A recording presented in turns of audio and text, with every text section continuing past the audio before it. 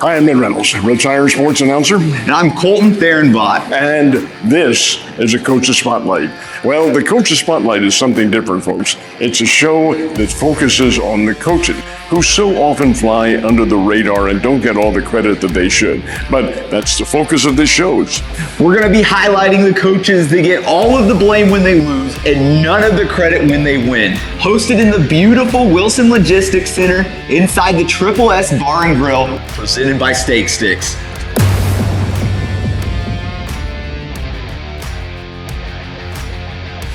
The young lady to my left and to Colton's right is our guest for this podcast. She is one of the most renowned and decorated volleyball players, not just from Southwest Missouri, but from really the country. Two-time United States Olympian, 1992 in Barcelona when USA won the bronze, and 1996 in Atlanta, another within the continental United States. Just really a super wonderful Olympics that was capped by the lighting of the torch. Now, I'm going to throw in a personal thing because I had the pleasure of carrying one of the torch. I was a torchbearer across the country. There were 12,000 of them, but I had that honor. And then when the night of the lighting of the cauldron came and we saw who was lighting it, Lori, where were you? Well, I was at opening ceremonies. That's so cool. Yeah. Do you remember saying that? I remember exactly where I was because that was the first year of the Dream Team. Yes, absolutely. And so I am standing literally amongst all the Dream Team players. Like we had found our way over towards them, so that was like a big highlight, right? And so I was standing, John Stockton, David Robinson, Clyde Drexler, like all these guys, these famous guys, and I almost missed the torch being lit. No, starstruck, absolutely. I was. Even Dolph, is that his name, Dolph Lundgren? Yes. Yeah, the Rocky, Rocky star. He was there. Oh my gosh. So like all the volleyball players are kind of in the mix with the Dream Team athletes. That is absolutely crazy. Now with that being, so I have all these pictures. Yeah, that's literal, not on my phone, but literal pictures absolutely. In a photo album. Now, there is a ton of sports being played. Did you mingle? Did other teams get to mingle among other teams? Volleyball with wrestling, or did you guys just stick within your own community? We really stuck within our own little community. Like the men's and women's teams were close proximity. Like our housing was in a similar area, but for the most part, Volleyball Olympics is held the entire time that the Olympics are run. Absolutely. And so the day after opening ceremonies, we start. And then literally the day before closing ceremonies, we end. And so we really tried to keep our world kind of small. We would go see some other sporting events and do some other things, but for the most part, we were either competing or practicing every day. But you had your opening ceremonies and closing ceremonies. Yes. When you went to the closing ceremonies, did you get close to the men's basketball team too, the Dream Team? No. I'm trying to, this is a long time ago. This is challenging my brain a little bit. No, it was set up a little bit differently because, opening ceremonies, everybody is called in, everybody walks in and circles the track, and then people end up kind of mingling out on the field. But then during the closing ceremonies, everybody's just kind of out there. I never even thought about that part, the portion after. Yeah, it's a lot different. The athletes are just there watching the show, taking part in all of the festivities that are happening and really enjoying. There's concerts and there's all kinds of stuff happening. So yeah, it was a pretty cool experience. Let's talk about Lori Vandersnick and your teaching, which you are doing now with young volleyball standouts throughout the area. Do you see, now that it's been since 1996 when you last competed in the Olympics, do you see a change in attitude, a change in physical skills? Or are the volleyball players today maybe improved on what they were? I would say things have evolved a little bit. The size is definitely a factor. Sure. I know I'm not tall, I'm 5'9". And that was something that a lot of our opponents would try to take advantage of. But now, because I'm a setter, but now the setters are, 6'2", 6 foot. So like the game has changed in that regard, but then there's also a lot more just knowledge and information on what people know. So there's better recovery for athletes, there's more information in nutrition, there's more information just across the board for training and strengthening and managing overuse injuries and all kinds of things like that we've become so much smarter with. Literally. And so that has made, I think, a big difference. But then, like, the game is still the same. I mean, you're still trying to hit it where your opponent's not. Yeah. That's one of the things I always say, volleyball's a simple game. Just hit it where they're not. But you do see a change in the athleticism of the opponents, for instance? I don't know if I see a difference in, like, the overall athleticism. People are trained differently. Volleyball players started at a much younger age. Like, I didn't start until I was a 7th grader. One of my teammates didn't start. She was a 3-time Olympian. She didn't start until she was a sophomore in high school. Oh my God. And she went on to play at Arizona State. Still keep in touch with her. So a lot of the players now start really young, which I think can be an advantage, but it could also be a disadvantage because you are talking about more overuse injuries, and a big part of the international game is being durable.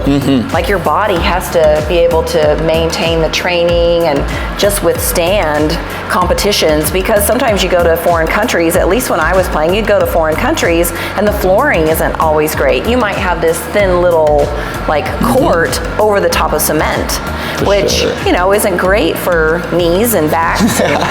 So it does kind of wreak havoc a little bit on a person's body and their ability to withstand all the training and the pounding that is required. No.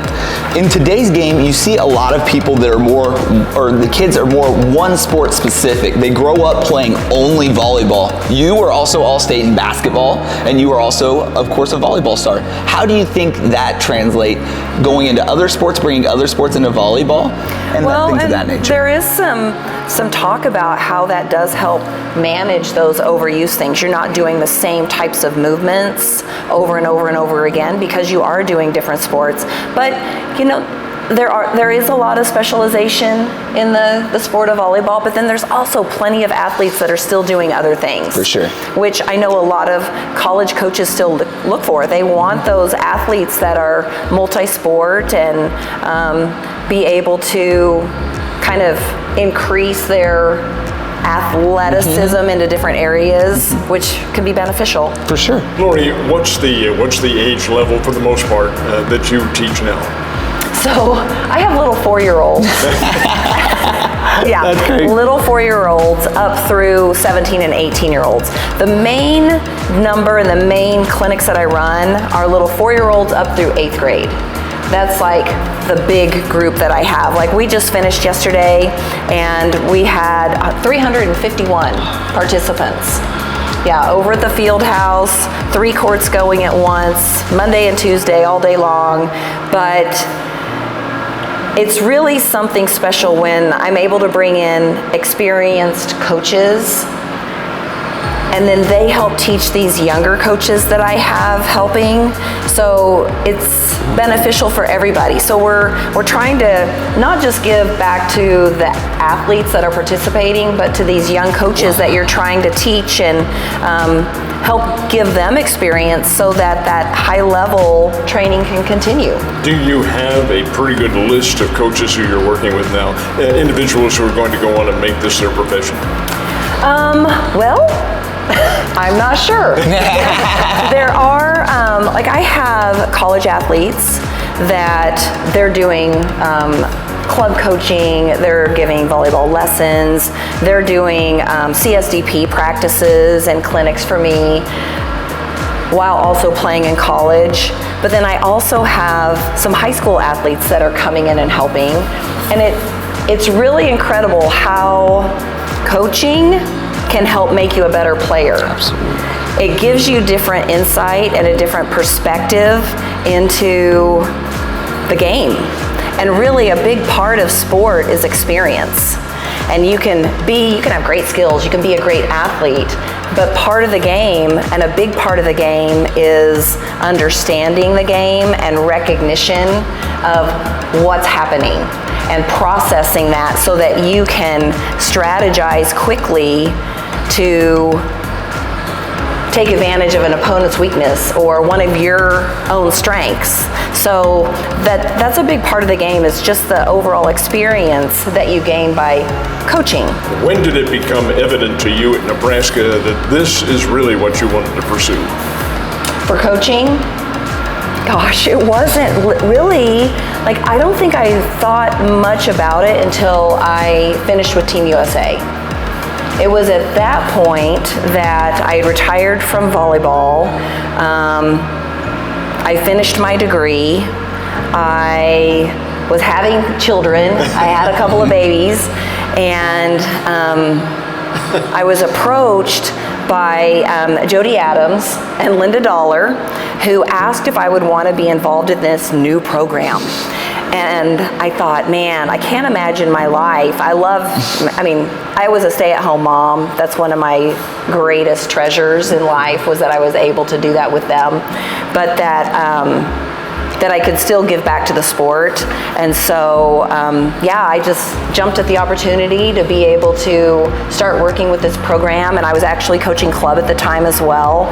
So then it just all kind of evolved. It did. It was just crazy how it just continued to evolve, and really it's still evolving. And Colton, her little babies, one is about 6'7". Oh my gosh! Oh my gosh! Oh my! About 6'5". I mean, they're huge. Oh my gosh! They are huge guys. There's some beasts, man. Those are some beasts. I know. My husband's 6 foot. I'm 5'9", and they're 6'5" and 6'4". And you go, but anyway, it's crazy how genetics happen. It is crazy. Yeah. As an Olympian, I think of that as the pinnacle of all athletics. That is what every athlete would like to do, is to represent their country. I find that incredible.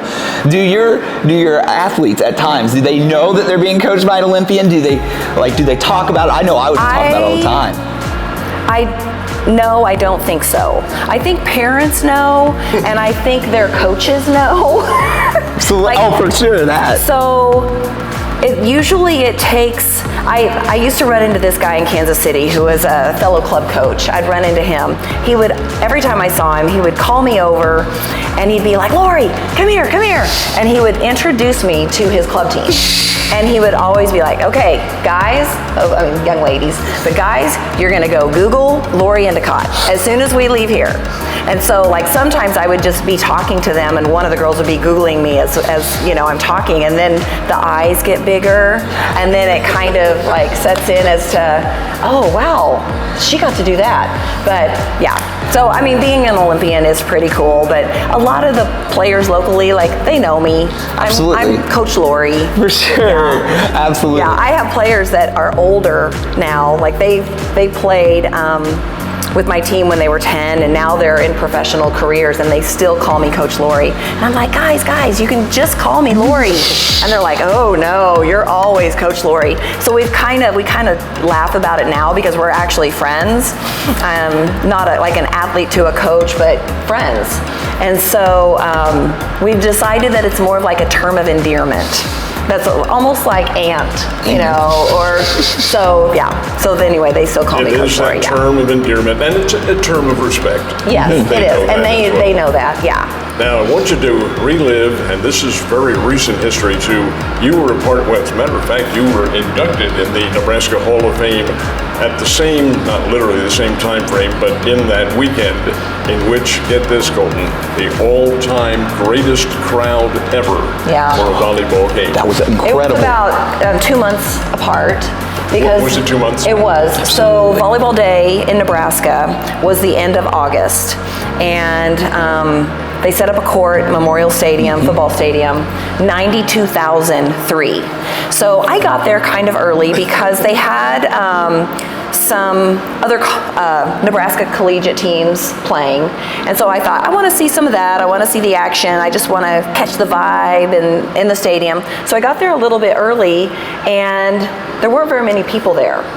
And I was like, are we really going to get that many people? Are we really going to sell it out? And slowly, all these red shirts just continue to trickle in. And every once in a while I'd look up and look around and it would be more and more full. And then by the time the Huskers started playing, it was packed. And even the football team won't ever break that record. No, they will not. They won't, because they had standing room only around the court. And football, you would never be able to do that.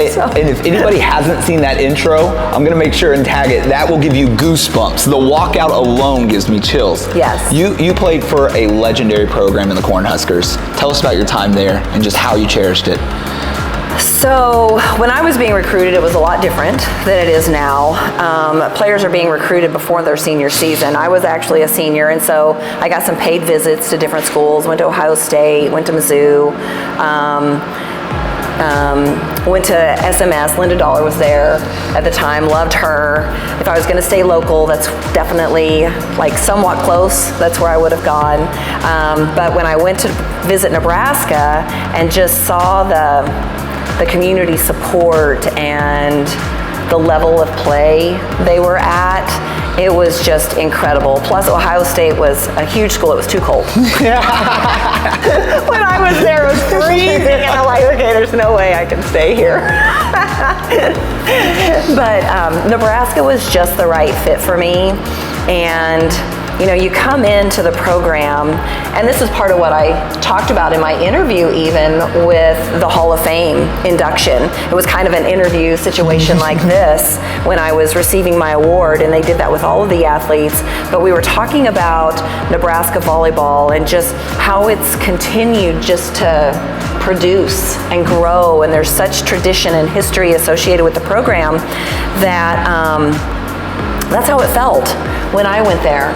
So there were amazing leaders, upperclassmen, embracing the younger players and just bringing us along, showing us the way. So you always felt like a part of the group, a part of the team, and just a real family type feeling. As Colton pointed out earlier, volleyball is not your only sport. You were an outstanding basketball player at Willard. What was the turning point? What made you decide that you wanted to choose one over the other? I don't know. That just happened? Yeah, because I really did. I loved basketball. That was my thing for a long time. And then I started playing club volleyball, and that's where I really realized that that's what I wanted to do. And funny story, I almost didn't even try out for volleyball my sophomore year. Yeah. Really? Mm-hmm. What was the... Don't even know. Not that there's anything wrong with this. I'm not saying, but I almost did cheer. Not that there's nothing wrong with that. The point that I'm laughing about is just the success that I've had in volleybable. Can you imagine? We'd be one Olympian short. We don't need that. We don't need even that. My high school coach, I think, was about to strangle me. I'm sure. He was. He was like, "What are you doing?" But luckily, I came to my senses. It was very short-lived. That little thought that popped into my head. It was very short-lived. Did you start basketball before volleyball? Yeah. Absolutely. What age did you start basketball? I want to say I was very young, playing on a church team, maybe like 4th or 5th grade. Awesome. So wasn't very good. Yeah. Yet. We'll say yet. But the team that I was on was an older team because it was like older siblings of like a couple of friends of mine, so they were playing, and I just wasn't quite at that level yet. But absolutely. Well, Laura, you aren't the only Olympian from out in Willard. Jason Pyra, of course, who would have been on the '96 team with you. Yes, we actually ran into each other in Atlanta. You weren't got a picture in my photo album. Not at Willard, you weren't classmates, so. No. No. And then you've had other magnificent athletes coming from there, of course, and B.J. Flores is an old, long-time friend. It's a heck of a community. What is it about that community that's made it so athletically strong? I have no idea. You don't know?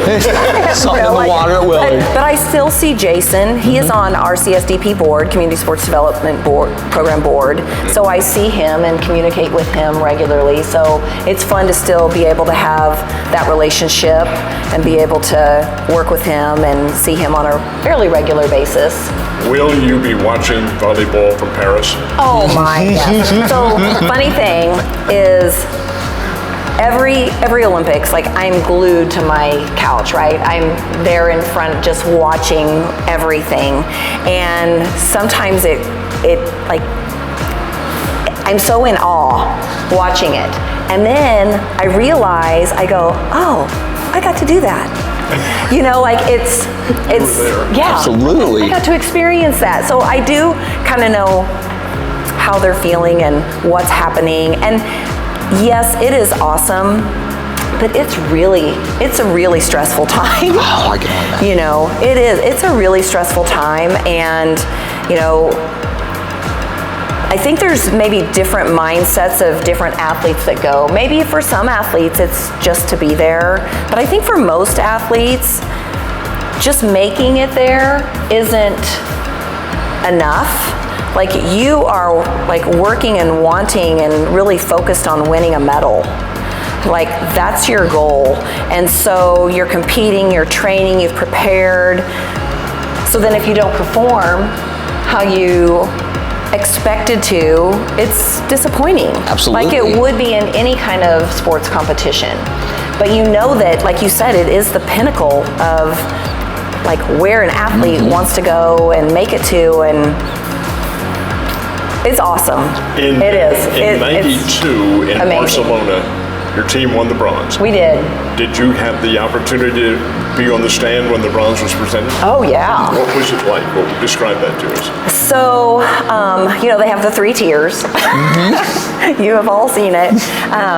So yeah, so the teams walk out and the gold medal team is at the top, which was Cuba. The silver medal was Russia. And so we had actually beaten Russia earlier in the tournament. They were in our initial pool. And then we were on the 3rd tier as the bronze medalist, but they do come through and they give you the bouquet of flowers and they put the medal around your neck. And I do think it's all very exciting and overwhelming a little bit, like at that moment. It takes a little bit of time, like kind of that winding down time when you really learn to appreciate that experience. It's incredible while it's happening. I can't like say that enough how amazing it is, but then you have other emotions that come into play after the fact, the appreciation for everybody that helped get you there, you know, your past coaches, your past teammates, the support that you had from your family, every little detail. That those are the things that kind of start popping in your head. At the moment, you're in the moment, right? When you're getting that medal put around your neck, you're really in the moment, but then you start reflecting on like how you got there and what it truly means to Maureen, be in that situation. What it truly does mean is that you're probably less than 0.5% of the individuals in the country who've had that opportunity, in the world, for heaven's sake. Yeah. That is a very rare and cherished, and of course you still have the bronze medal. Oh, Yeah. well, and I know a lot of my teammates, like they have theirs in like a safety deposit box and they store it there. I wanted to ask it, where is it? Where is it? So, well, I used to leave it out. Not out, but like I have a display case, but it was very grabbable. Like I used to take it to clinics and stuff like that, like to just let young kids see it. Like I never saw one until I won one. And so I kind of wanted to be able to provide that to other kids, you know? Have that goal, go for it, kind of deal. And, but now I've got it kind of hidden away a little. I don't know, if old age paranoia. Maybe the boys got older, you thought they were going to sneak out with it, throw it on. Did the boys know not to touch Well, funny, you say that. No, they never did that. But my oldest son actually wore it for his graduation. Let's go. That's awesome. Yeah. From college or high school? High school. At Willard? At Rogersville. Rogersville, not Yeah. that is awesome. Because a lot of them, you know, they wear their medals that they've received from other Absolutely. sports, or they have their National Honor Society cord, their honors cord, their, you know, different, student council. I'm going to throw on They have Mom's all- Olympic medal. I They love have it. Yeah. And he asked me, he's like, Mom, can I wear your Olympic medal? I'm like, shoot, yeah. Like, put that on. Let's go. That is awesome. It's Lori Endicott-Vandersnick, a two-time Olympian. And Lori, thank you very much for You taking are the very so welcome. much The for having message us. is very distinct. I hope you all listen to it because it has a lot of impact on what an athlete has to go through. And it isn't always easy, and it can be very frustrating, but in the long run, it's worth the goal. Yeah.